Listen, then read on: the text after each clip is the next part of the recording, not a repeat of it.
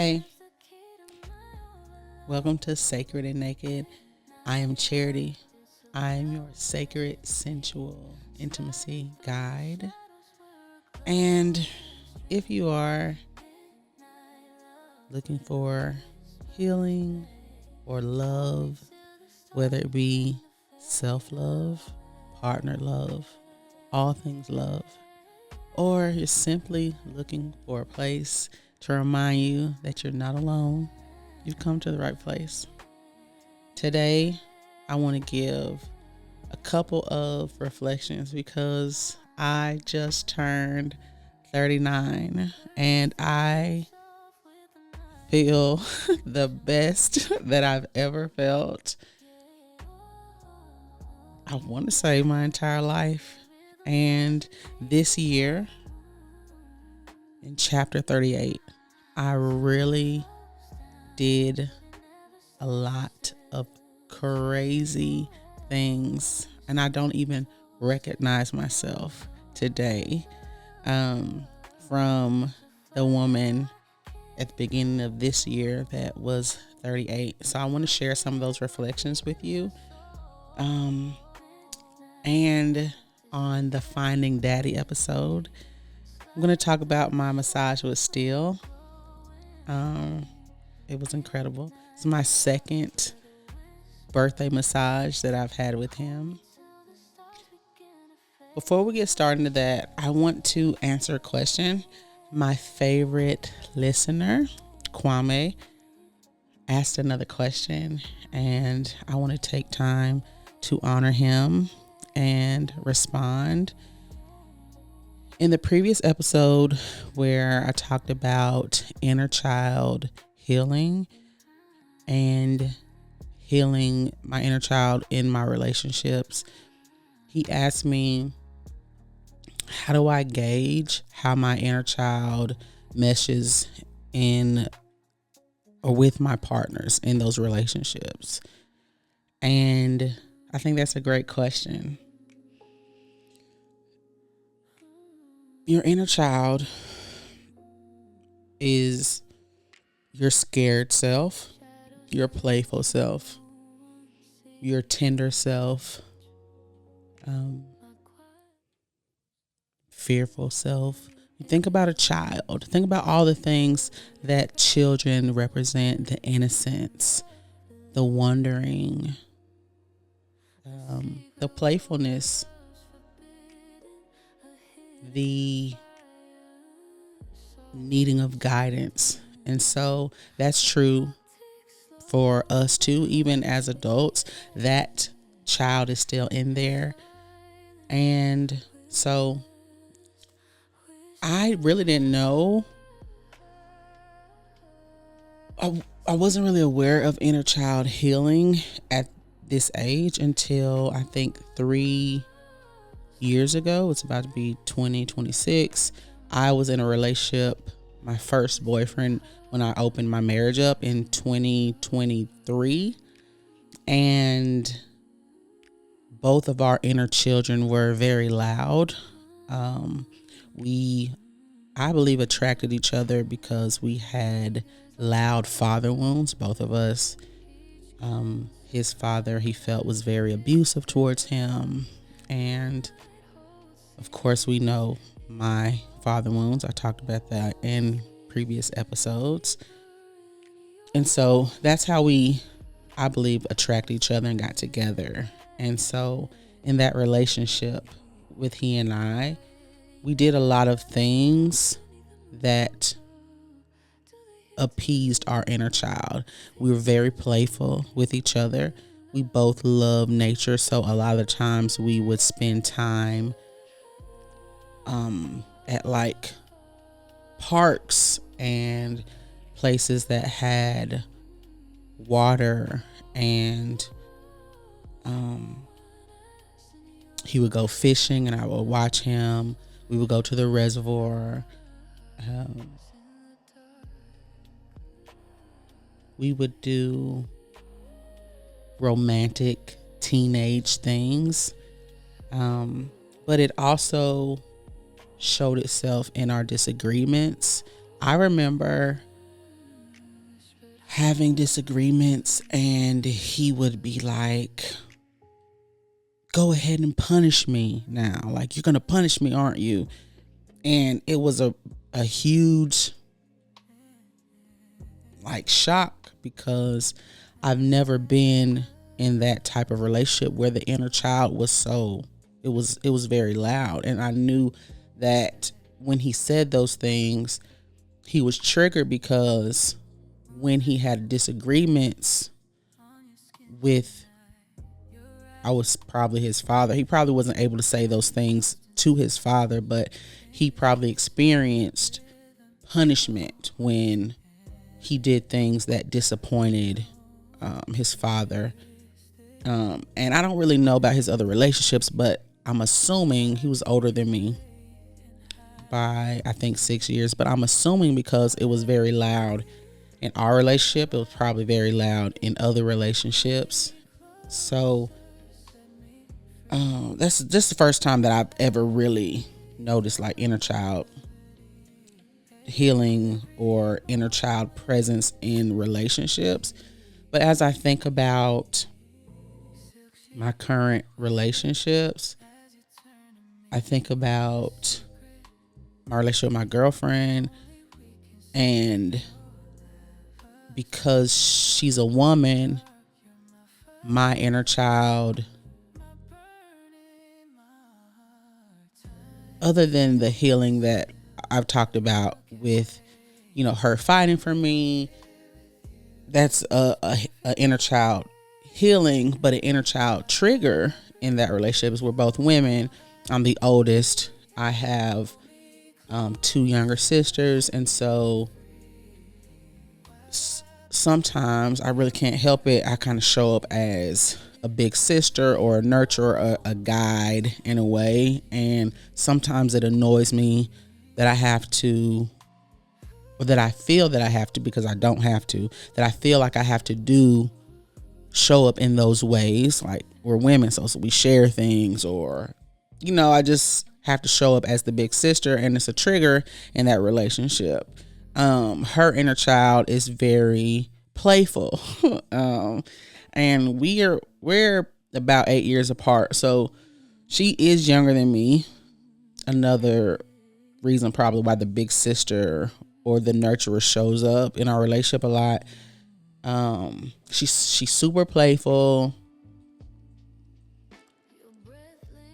And I wouldn't necessarily say immature, but I mean, there's a maturity gap there. And so I see her inner child as playful. I also see her inner child as she's super spoiled and like not used to, or is used to everybody like catering to her. She's not the only child, but she was the only child on her father's side for a long time. And then she's the youngest on her mother's side. So she's super spoiled and like, help me, like, to take care of me. It's so loud. So sometimes our inner children don't mesh well in that relationship. And then in my soulmate, the relationship with my soulmate, my Cancer lover, I've talked about him a couple times. His inner child, he's the oldest. And he has 2 sisters. Yeah. And he's the oldest. So his inner child is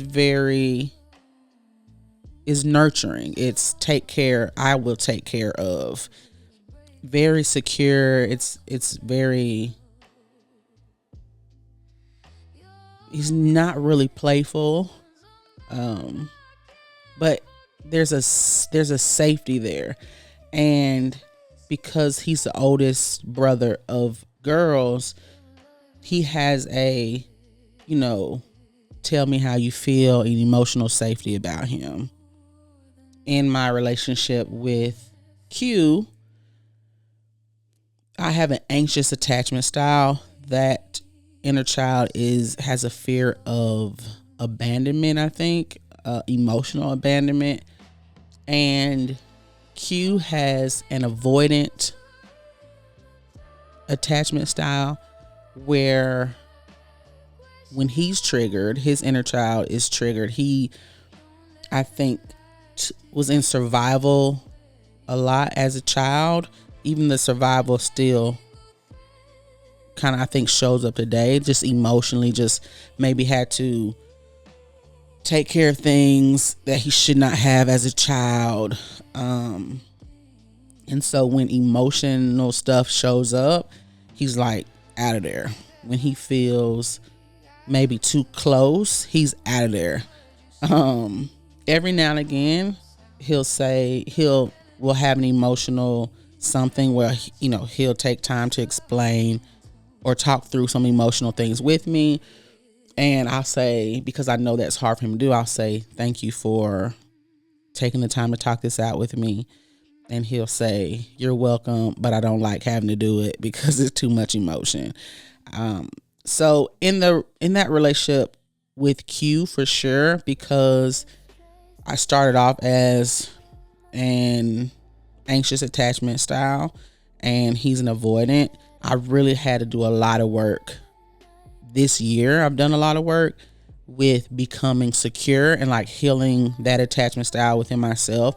So I'm not so triggered with his avoidant, like I'm out of there, this is too much, I'm going to lose myself by being too close to you type of thing. I had to really take time to look at myself, deal with those things so that I'm not triggered when he has to go. He needs that distance. He has to get his, self together. Currently now working on my inner child with my girlfriend, the one that's triggered by her take care of me like energy. Because I don't want to be triggered. I don't want to be annoyed with her in her natural state. And so I'm really doing the work to work on that. So when it comes to inner child healing or inner child interacting with other, the other inner child of your partners, you just really have to be self-aware. You really have to be self-aware and knowing who you are, why you are the way that you are. I ask myself a lot of questions. Okay, this is how I feel. Why? And I'll just go all the way down. Why, until I know the root of why I feel this way. Well, when I was a child, just an example, when I was a child, I have a sister who just seemed more fragile and has that take care of me energy, where as the oldest, I wasn't able to have that. And so there is a underlining jealousy there that as the oldest child, I couldn't be the damsel in distress. I had to be the mature one. I had to be the leader. I was responsible for everything.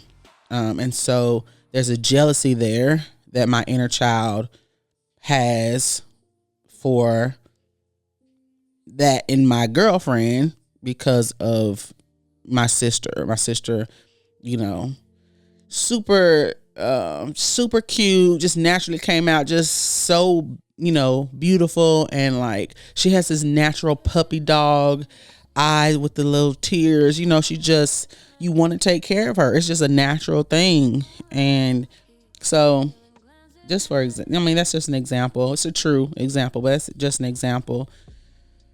It's just being self-aware, and you'll be able to recognize your inner child and really the other person's inner child when you able to recognize your inner child. Okay. Thank you, Kwame. You always have my back and interacting, engaging with my content, and I really appreciate that.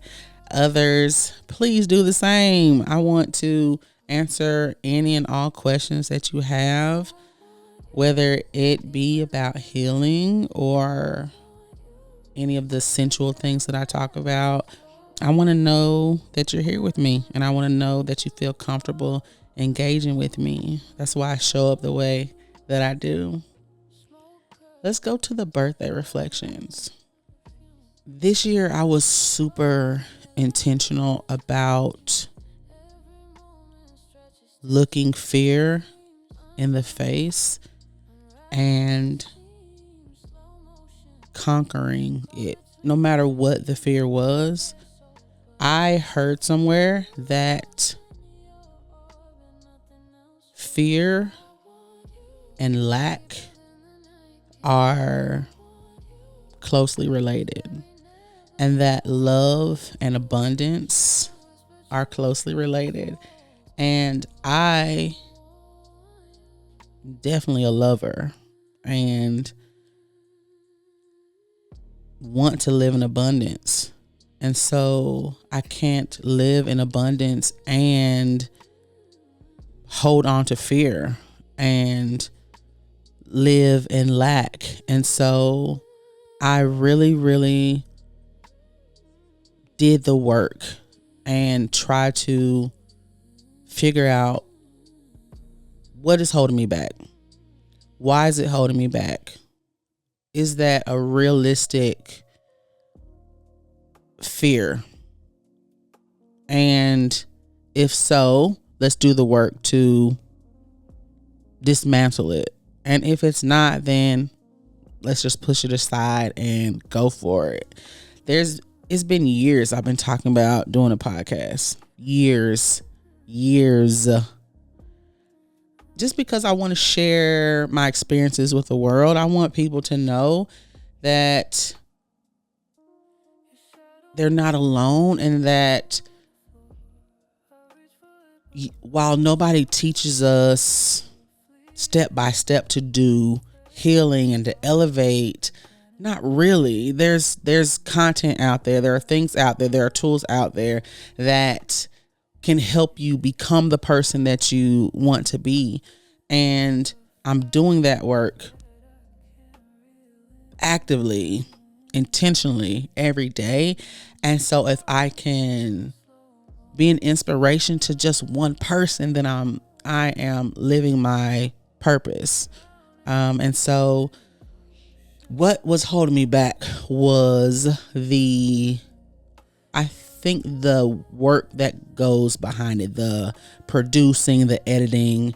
And so at the beginning of this year, I said, this is what I want to do this by the end of the year.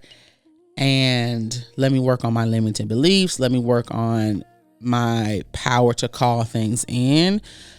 I happened to work with someone. So crazy. I've been working with him for, I guess, 2 years, but not with him, but in the same organization. Knew he had his own podcast, but we just didn't run in the same circles.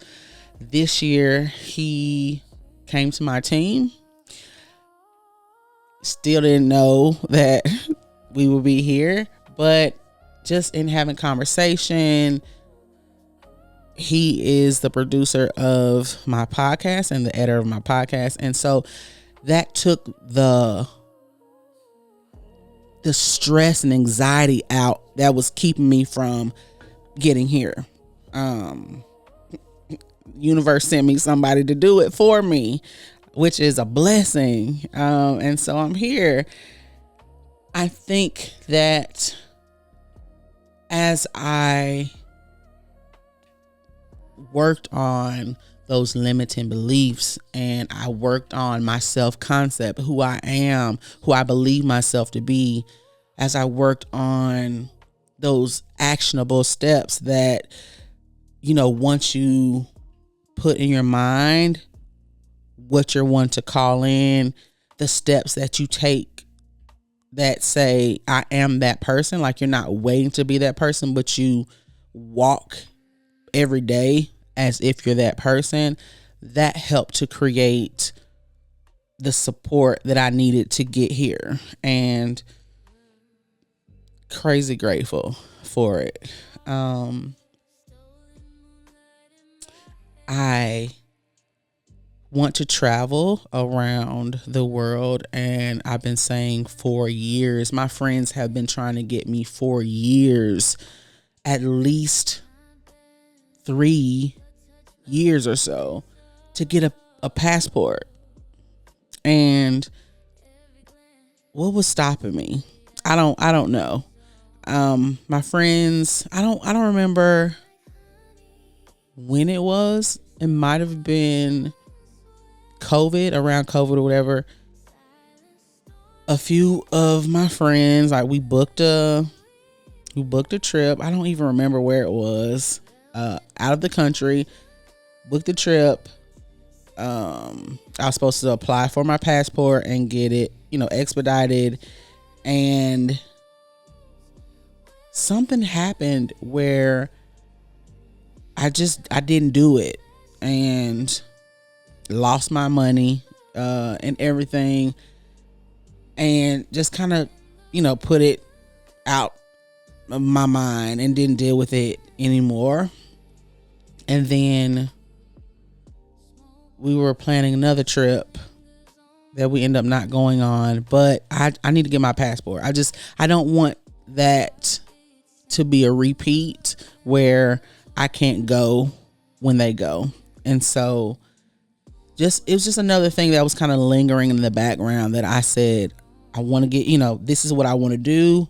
I need to do it. And I was talking to my soulmate, and he was like, we were just talking about manifestation. I was saying how I've manifested certain things in our relationship. And I was saying the only thing I haven't done yet is, gone out the country with you, because he travels a lot. He's been everywhere, Greece, Egypt, just a whole, everywhere. He's been everywhere, and I just really want to go with him. I think, yes, to spend time with him, but I want him to lead me. I want to be under his guidance, and he travels all the time, and so I know he won't steer me wrong. I know he'll take care of me. I want him to take care of me. And so he was like, yeah, let's go out the country. There's some places I want to go with you or whatever. And I was like, that's all I needed, to hear him say. And I was like, cool, I'm finna get my passport. So maybe this year coming up, we'll travel, who knows, but I have my passport to travel with him. Some things that I did that helped me this year grow so much was I really worked on my self-concept and who I believe myself to be. I also worked on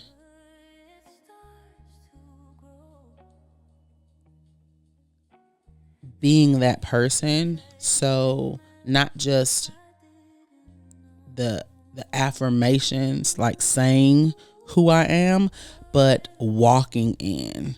I remember telling people I am a sensual coach. At the start of the year, I had 2 clients, and that's a big deal. I also facilitated my first session at a goddess retreat this year as a sacred intimacy guide. I manifested that. I call that opportunity, and I am a sensual coach. I help women in particular to come home to their bodies and connect with themselves and become magnetic. And I had to not just believe that, but embody that myself. And it called some opportunities in for me. I also did this thing where I call it a reality rant. And so every day at the beginning of the day, before I get up to get ready for work, before I get my children up, before I do anything, I kind of get myself together. I'll pull my phone out. I'll get my notes out and I'll say what the day is going to be. Today was an incredible day. I felt so loved. I received just an unexpected surprise. My baby showed up today. He told me how much he loved me. My kids at work really got the lesson and showed 75% mastery on their exit ticket. Whatever it is, I wanted to happen that day, I would just write it down. I will write it in past tense as if it already happened. And no lie, most days, all those things happened. And it was incredible. It was incredible to see how instrumental I am in shaping my reality. And I did that like for months, every day for months. In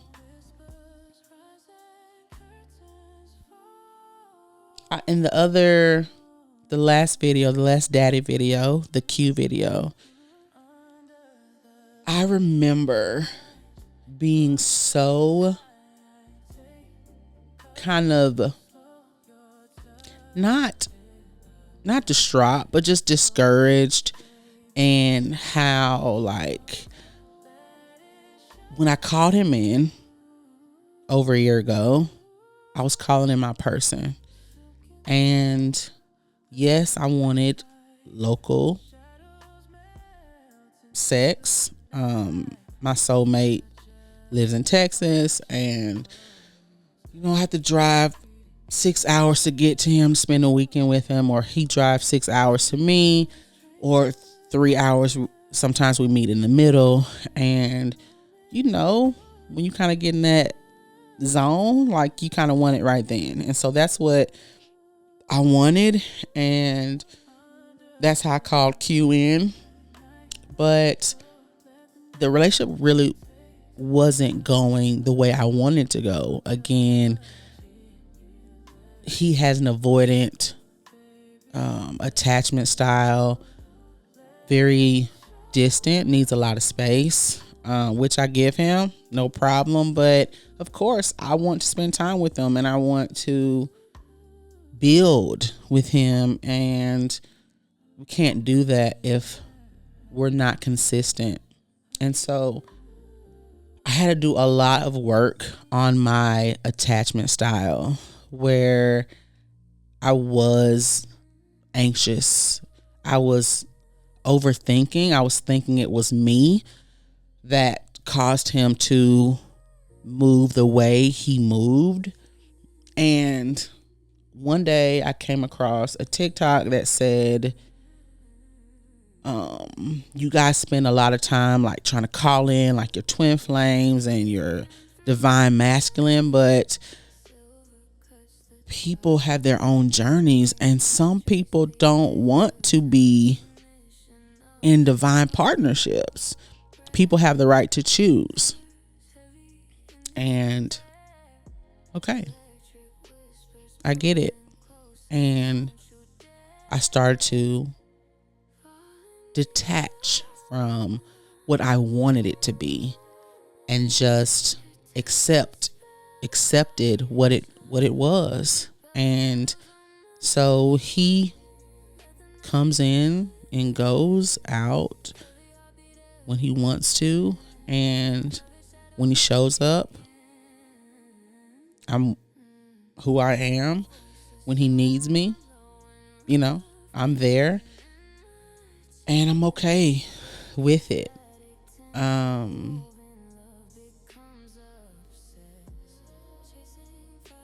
I think the acceptance is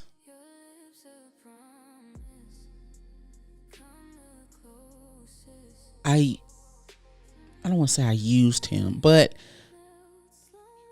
his presence in my life taught me how powerful I was as a person that is instrumental in their reality, and also helped me work on my self-concept and my self-worth, and help me to put boundaries in place. Help me to understand that it's not me. I mean, he's told me that too. It's not me. The way he moves is the way he moves, and it's not a reflection of who I am or how he feels about me or my place in his life. And I feel secure in that. I feel secure in myself. I feel secure in what I bring into a space. And he's his own individual on his own individual journey, and he's healing. I'm watching him heal, even though it's from a distance and I'm not intertwined and intermingled like I normally am in my relationships, which feels good because I'm not responsible for his healing. He's responsible for his healing. And I'm just a person who wants to connect with him. I'm not a person who is healing him. And if you're a healer, then you understand that. Like, you have assignments, and I have had a lot of assignments. And in my romantic relationships, I don't want my person to be an assignment. I want them to be healed and healing and whole. And so it feels good that I don't have to be his healer, because I want to be, if we're supposed to be, I want to be his lover. And yeah, so my nervous system is regulated now. And at the start of the year, it was not. At the start of the year, I would be low every time he would leave. And now I'm good. And I feel whole. I feel like I'm happy either way. And it's not just about Q. Q is the one that I like the most. And so his presence, or lack thereof, used to have this huge impact, because I like him the most in his own. He's a god. Like, the only man who melts me naturally. The only one who's been able to do that. And when he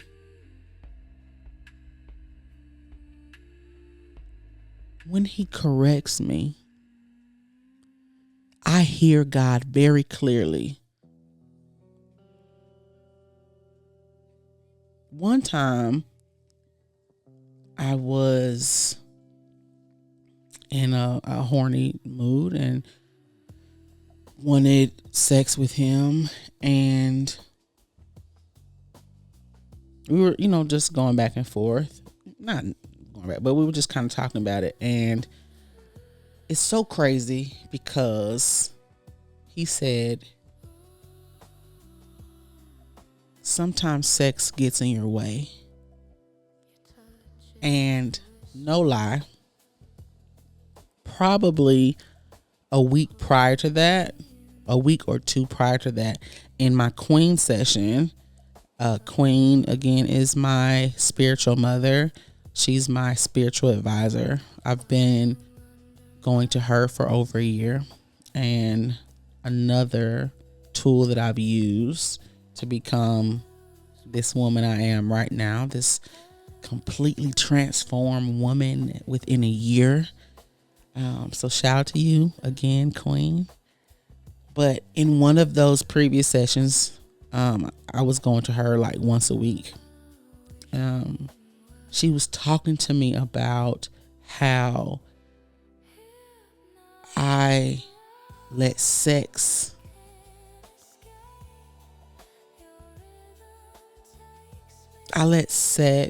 or my desire for sex cloud my judgment, or kind of be my guide in through like my interactions with people. Well, she's right. Like, I enjoy sex, and I enjoy pleasure, and sometimes, and I'm demisexual, so I feel sexual arousal in my like deep emotional connections, and sometimes I move, too fast, and I decide I want to have sex with somebody because I feel, so close to them, so safe with them emotionally. And sometimes they should just be friendships, because I can help heal people just being in proximity of them. I don't have to have sex with them, I don't have to be in a relationship, that type of relationship with them to help them heal. But my energy is such that, I make people feel safe.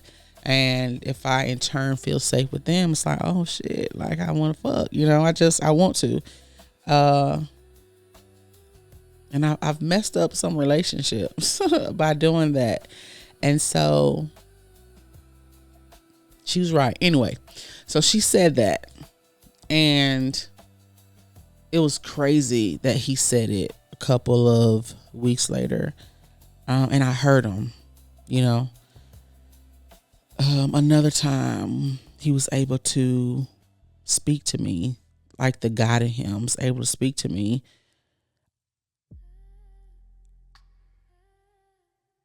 He said, I think I lashed out. I was upset about not getting my way or something. And he said I was talking to him like he was a child, and that wasn't my intention. But I did give him an ultimatum. And anyway, we were talking through it, and I told him I was upset. And he said, if I hit you out of emotion, if I hit you because I'm upset, is that the right thing to do? And no, it's not. And I didn't think of it that way. And I think that's that daddy energy that I'm so attracted to, because he's just able to speak to me in a way that nobody else has been able to. And because of his masculine presence, I've given him that permission to be daddy. That correction is, in my mind, a correction that a father would give a child. And so maybe my inner child was present in the moment, and he was able to speak to her. And I respected it. It was very clear. You're right. I shouldn't have done that. I shouldn't have talked to you like that. I should not react out of emotion. That's not the right thing to do. Of course, I apologized, and he was like over it. But just an example of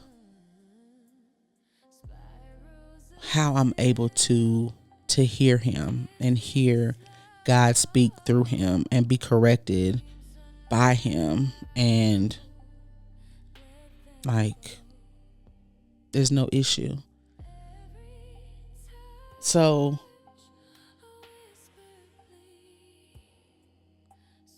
I know that this upcoming year, there'll still be some work that I have to do, I think, in really being able to release him all the way.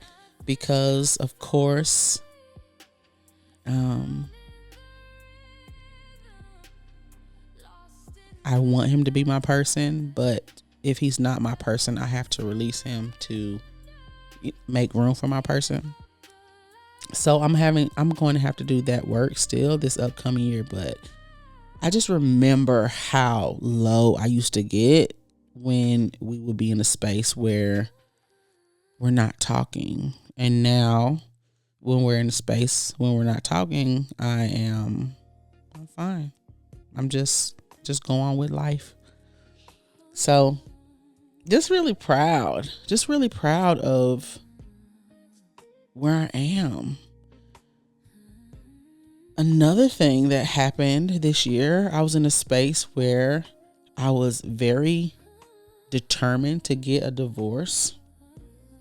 And so one thing that has kept me in my marriage is the fear that I won't be able to take care of myself and my children on my own.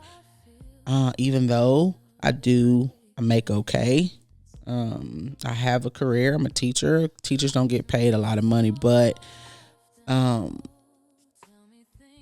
in the organization that I work for, salary is pretty good. And so I applied for a home loan, got approved for a really good amount, and start looking for houses, whatever. But I say all that to say that it was a fear. I stayed in my marriage because I didn't feel like I could take care of myself. And I did some things, worked on my credit, saved up really good, and applied for the loan and got approved and all of that, and looked that fear in the face and said, okay, I can do it.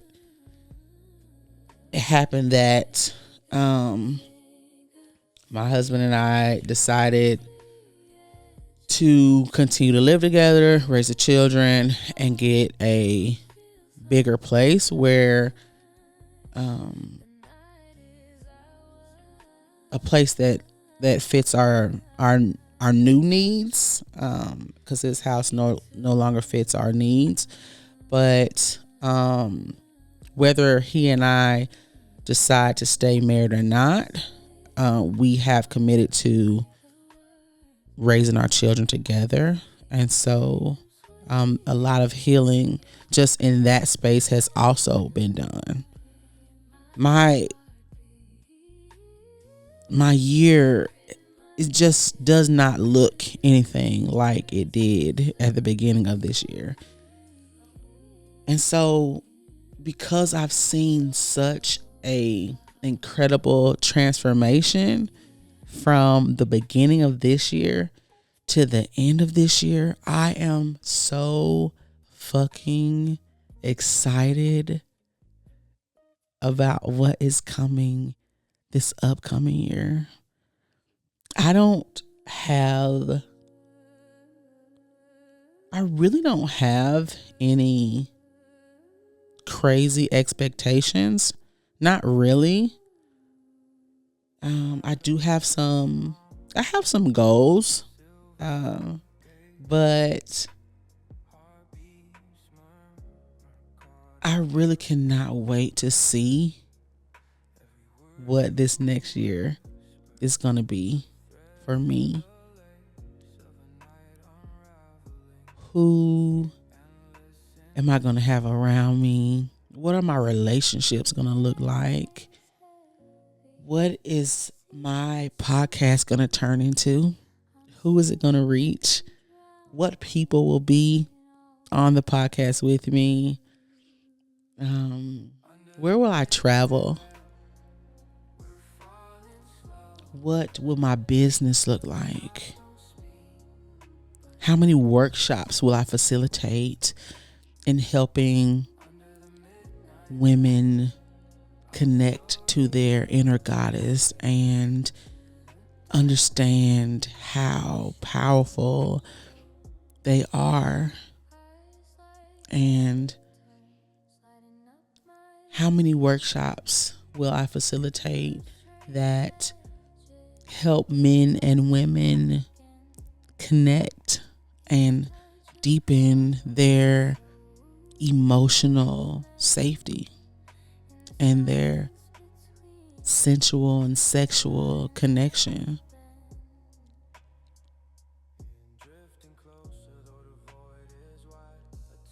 What will my new home look like?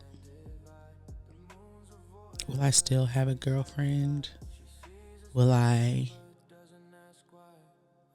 meet my masculine partner? What does this upcoming year look like for me? And I'm crazy excited. So I hope that you stay on this ride with me. I don't think you'll be disappointed at all. Please, please like and share and subscribe, because you don't want to miss what's next. Until then, sending you love.